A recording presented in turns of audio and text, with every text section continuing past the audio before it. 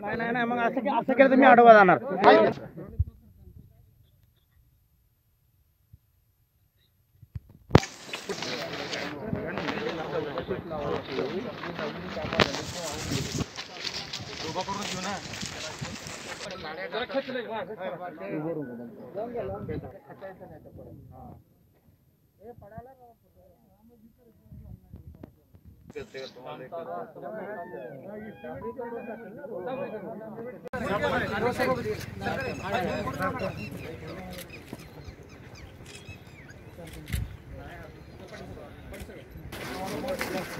पुलाचीच लांबी ती उडी जर लांबी वाढवली का नाही. हा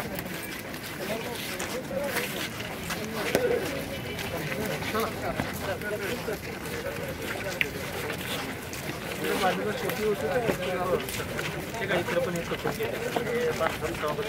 हो माळीचा बी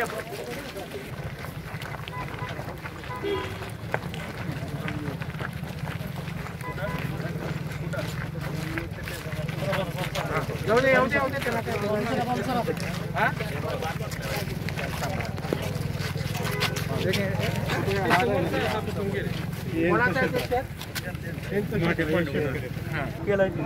केलंय ना. कोण तहसीलदार कोण आले अधिकारी त्याने पंचनामा काल केलेला. तहसीलदार स्वतः आलते साहेब. मी सांगतो फास्ट करायला. तहसीलदार साहेब फास्ट करायला सांगतो.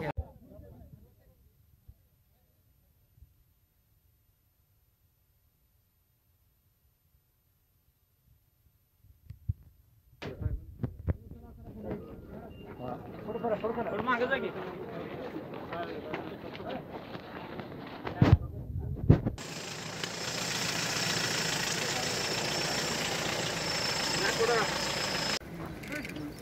चला पुढे चला पुढे चला.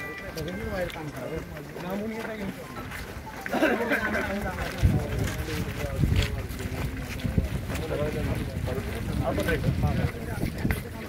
येता घेऊन करायचं की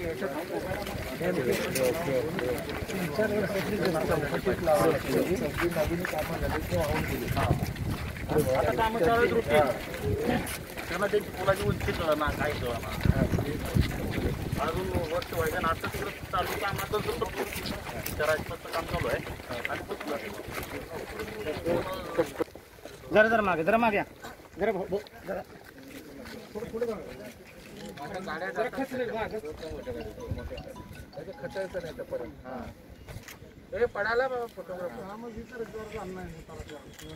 अधिकारी ऐकलंय आम्हाला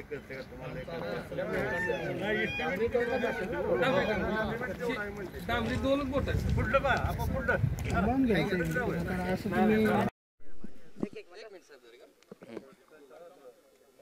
अरे अडवायला आले. ठीक आहे माझी घे ना पुढे आम्ही कसं पुढे क्लोज लावल्यावर नाही.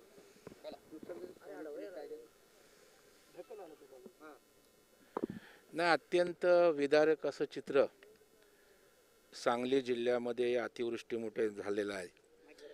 आता आटपाडीमध्ये आपण बघाल की दिघंची या गावामध्ये पूर्ण शेती उद्ध्वस्त झालेली आहे. त्याचबरोबर पूल असतील रस्ते असतील पूर्णपणे उखडले गेलेले आहेत.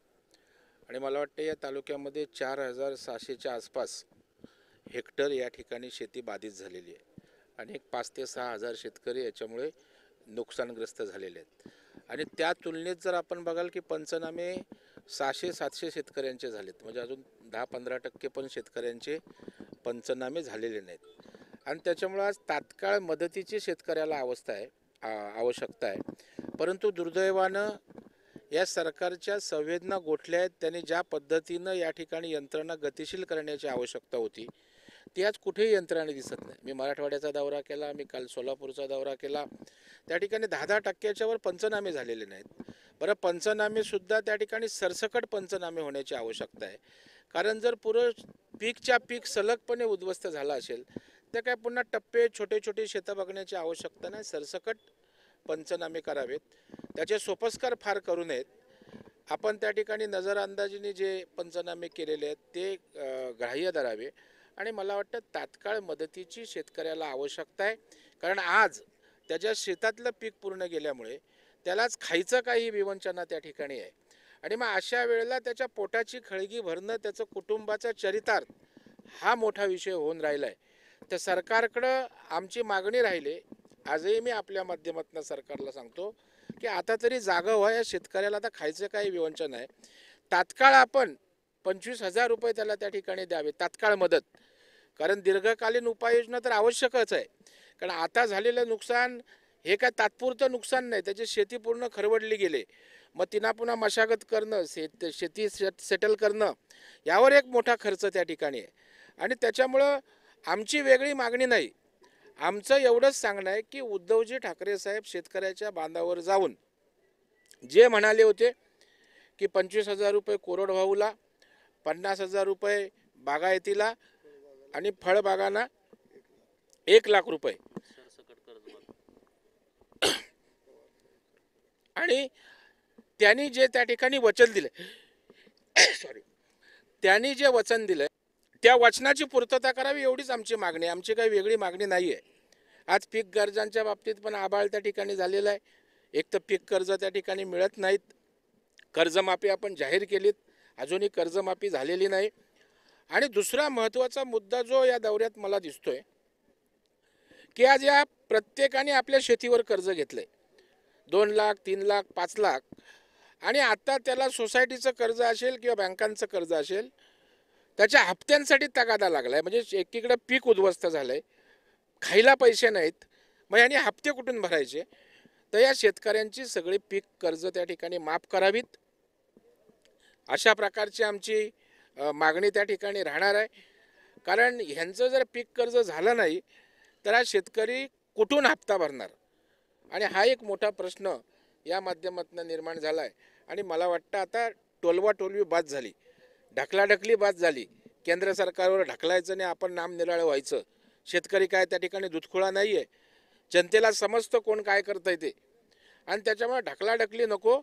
दौरे नाही केलेत तरी चालेल, नाहीतरी दौरे जाऊन आपण कुठंतरी पुलावर उभे राहता, त्याच्यावर त्या ठिकाणी अगदी ग्रीन कार्पेट टाकून, आणि दुसऱ्या बाजूला आम्ही चिखल तुडवत, देवेंद्रजी, आम्ही सारी मंडळी फिरतोय.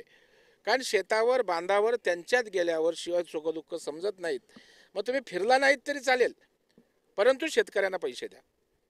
पवार साहेबांनी सुद्धा सांगितले पंचनामे करणं, प्रोसिजर किंवा केंद्र सरकारला प्रस्ताव पाठवणं ही वेळखाऊ प्रक्रिया आहे. तर असं काही दुसरा पर्याय किंवा इमर्जन्सीमध्ये किंवा असं स्पेशल केस काय असं होऊ शकतं काय? एक लक्षात ठेवा, पवार साहेब हे अनुभवी नेते आहेत. त्यांनी महाराष्ट्राचे मुख्यमंत्री म्हणून काम पाहिलं, देशाचे कृषी मंत्री म्हणून पाहिलं काम. केंद्राची जी या विषयासंदर्भातली समिती असते त्याचे कृषी मंत्री सदस्य असतात, गृहमंत्री, कृषी मंत्री, अर्थमंत्री. त्याच्यामुळे केंद्र कशी मदत करते हे त्या प्रक्रियेतला भाग म्हणून पवार साहेबांना नीट माहीत आहे. ॲसेसमेंट होतं राज्यातलं, त्यानंतर पथक येतं, राज्य सरकार त्या ठिकाणी आढावा पाठवतं. परंतु आता राजकीयदृष्ट्या प्रत्येक गोष्ट नका बघू अशी माझी विनंती राहणार आहे की तुम्ही सांगणार राज्यामध्ये 1.5 महिना लागेल का, तर तलाठी, तहसीलदार, पंचनामे या प्रक्रियेला, आणि केंद्राला सांगायचं तात्काळ मदत करा. मला वाटतं अशा प्रकारचं भूमिका या ठिकाणी घेऊ नये, मुख्यमंत्र्यांनी घेऊ नये, पवारसाहेबांनी घेऊ नये.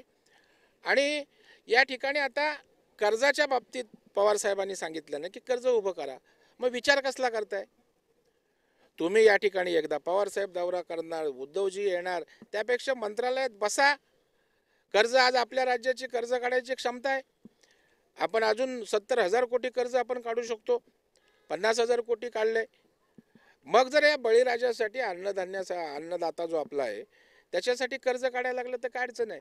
बरं, कर्ज काय कोण काढत नाहीत का? राज्य, सगळे राज्य कर्ज काढतात.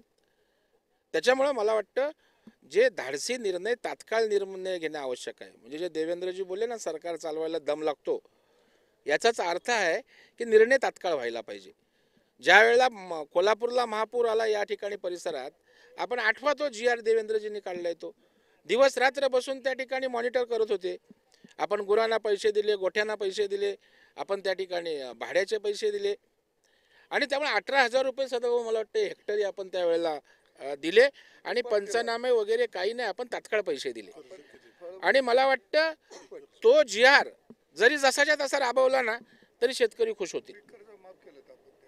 आणखी एक मुद्दा की इथं इतका मोठा पाऊस पडलेला आहे, ही जी पुलं आहेत तिथले रस्ते हे 40-40 वर्षापूर्वीचे आहेत, जुने आहेत, त्यांचं स्ट्रक्चर ऑडिट करणं, कारण की बरेच गावाचा संपर्क तुटलेला आहे, त्या पुलांची सुद्धा नासधूस झालेली आहे आणि आपत्तीसारख्या अवस्थेमध्ये यांना 30-40 किलोमीटर लांब फिरून जावं लागतं बरेच गावात. नाही, म्हणून ज्याला मायबाप सरकार बोलतात ना, त्याला संवेदना याच्यासाठी असाव्या लागतात. मी आता त्या गावात गेलो, तो पूल त्या ठिकाणी उखडला गेला आहे.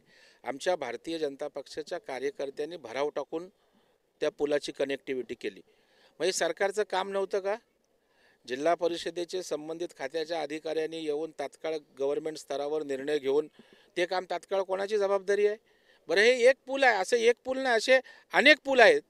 परंतु मला वाटतं लोकांना काय हवं आहे त्याच्याविषयी त्या ठिकाणी काही पडलेलं नाही आणि अत्यंत बेफिकिरीने हे सरकार वागतंय आणि म्हणून या सरकारला जागं करण्यासाठी, दबाव आणण्यासाठी अशा प्रकारचा देवेंद्रजींचा आणि माझा दौरा आहे.